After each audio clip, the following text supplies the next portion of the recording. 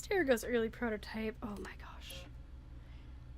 The earliest concepts for an animus prototype came from Abstergo Chemicals and appeared in 1960 under the guise of the Memoriam S2000.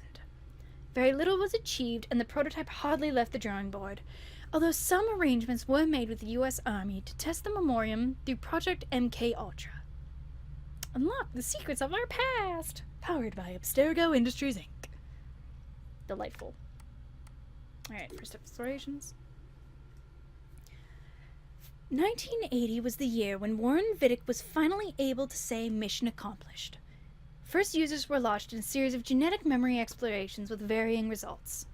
In San Francisco, the Surrogate Initiative allowed Subject Zero, Eileen Bach, to explore memories outside of the subject's own bloodline.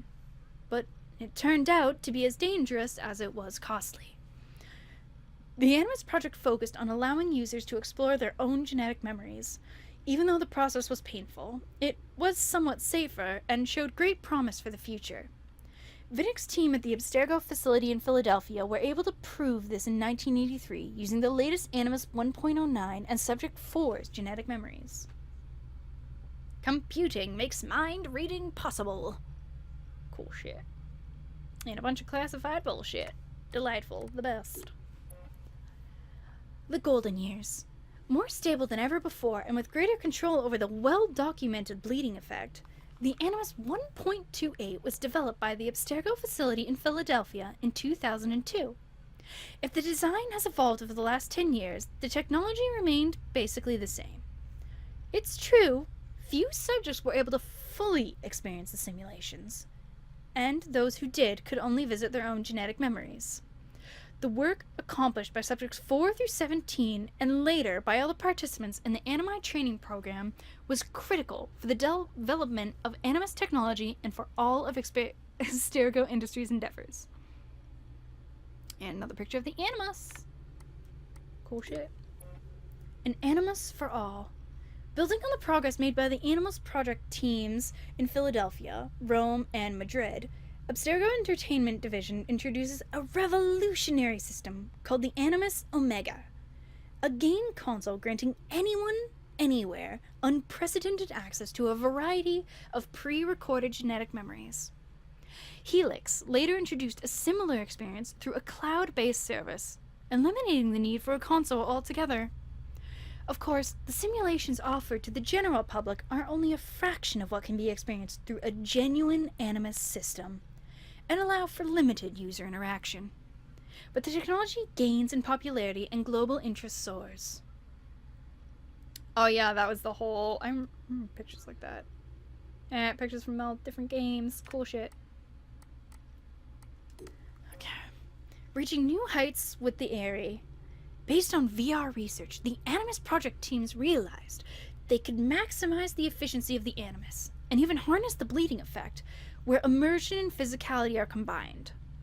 Biotechnologies played a critical role in creating the epidural system used by Airy Animus. The visceral nature of the experience drove synchronization levels to a new heights, allowing for S-range genetic memory exploration never seen before. Is that supposed to say S-range, or is that a weird typo? I don't know. Instead of trying to contain the bleeding effect, the Airy unleashes it and uses its potential to blur the lines between the user's reality and the simulation they're engaged in. The Airy can only be used in a controlled medical environment. Okay. Oh, that's the... yeah, okay. High tech meets high mobility. The portable Animus HR8 is Abstergo's latest innovation, whatever.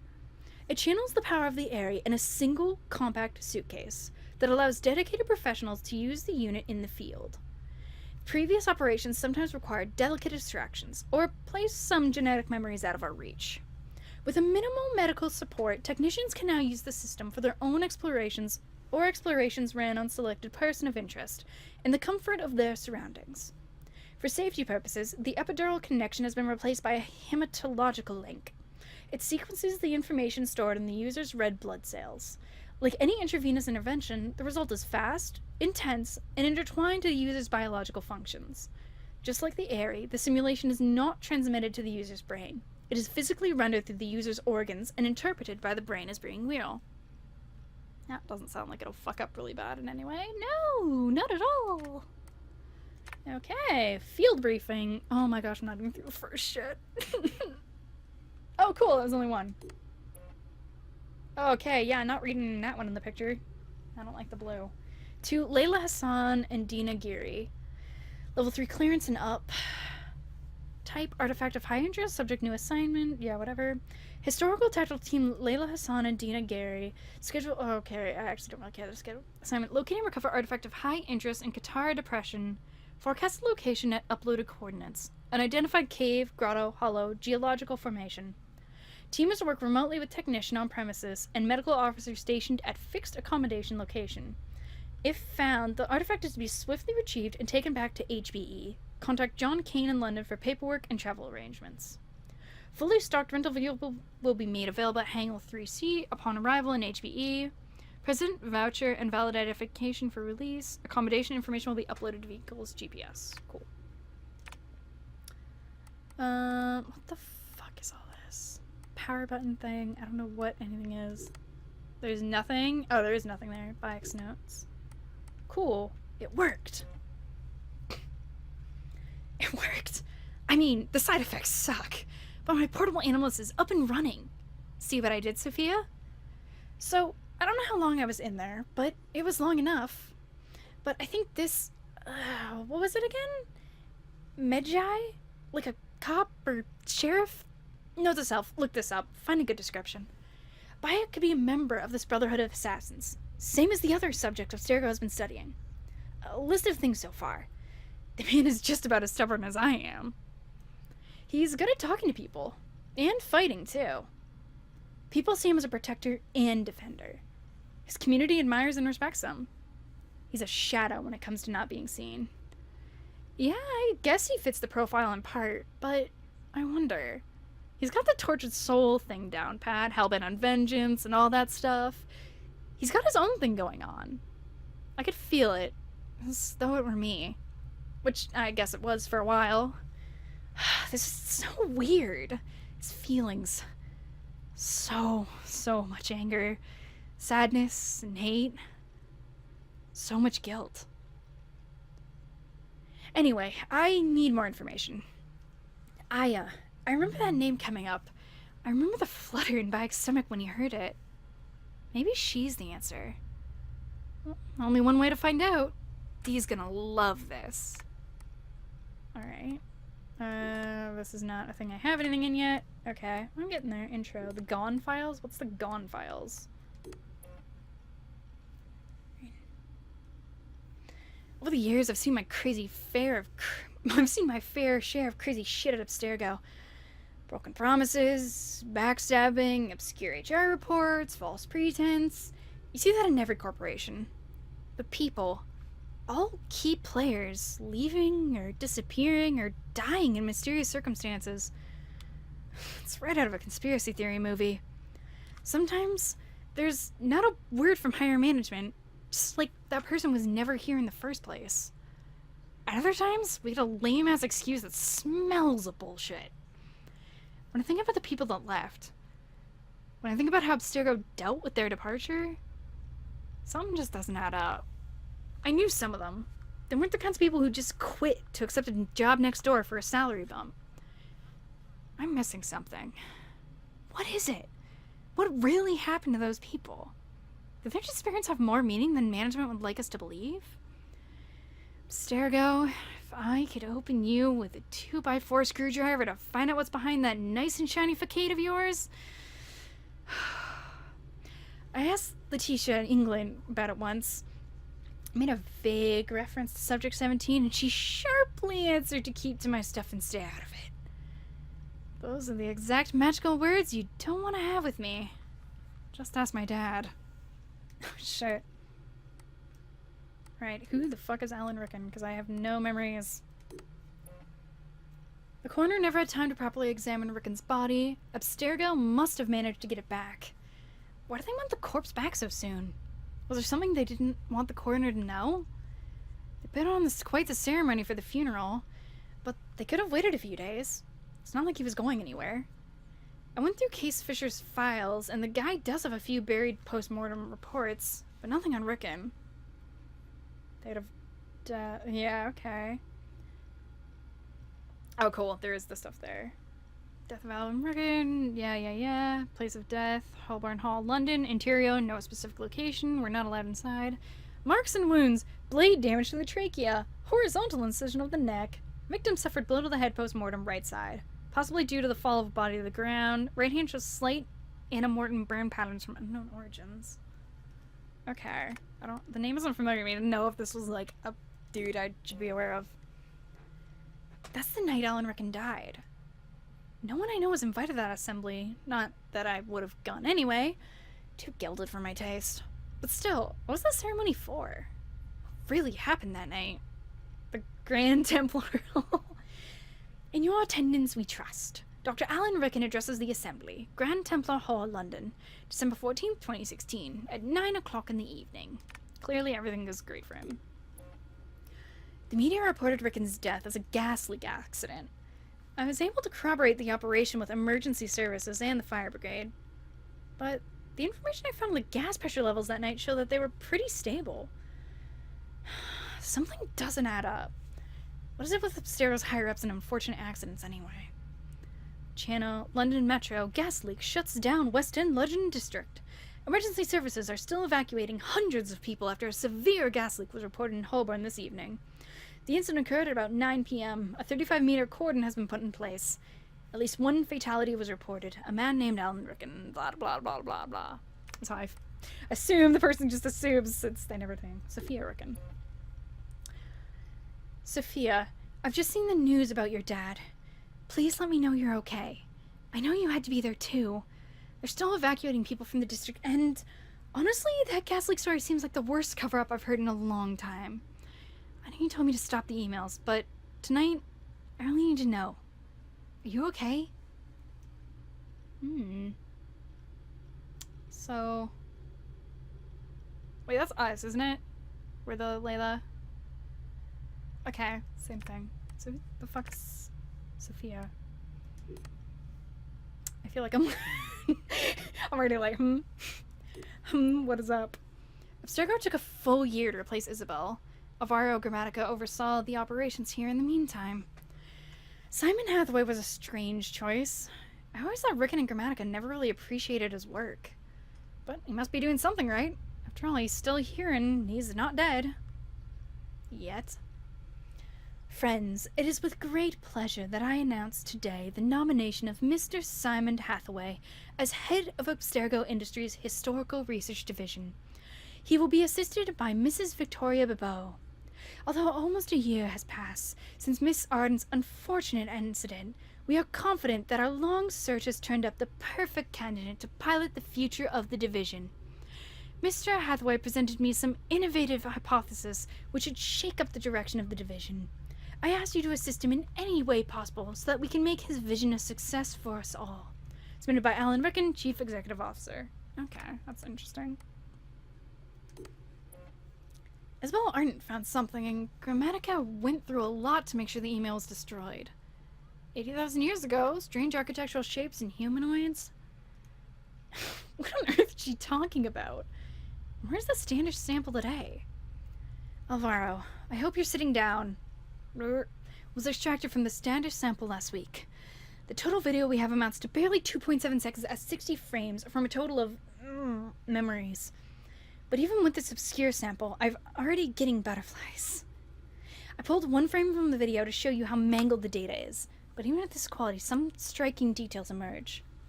Note the figures, a full 20 inch taller on average than the humanoids nearby.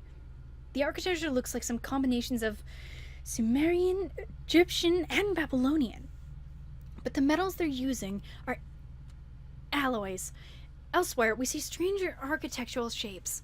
These structures have no modern precedent. Unfortunately... modern precedent anywhere in the world. The memory's geostamp gives us locations southwest of the... Unfortunately, most of the geostamps on the images are confusing. Some point to the location in modern Jordan, some 80,000 years ago, others to a few locations in Ethiopia. But so far, we haven't been able to nail anything down with much precision. Archive crawler is not able to reconstruct clustered data with integrity. Okay, cool, cool. I know Abstergo well enough to suspect they weren't doing this out of charity. The restoration gave historical research unprecedented access to Buckingham Palace. What was Arden doing there? What was she looking for? They never told us what really happened to her, and let's face it, the official version doesn't make any sense. What was so delicate that she couldn't send a team through normal channels? The Channel, London Metro, prominent scholar electrocuted in Buckingham Palace.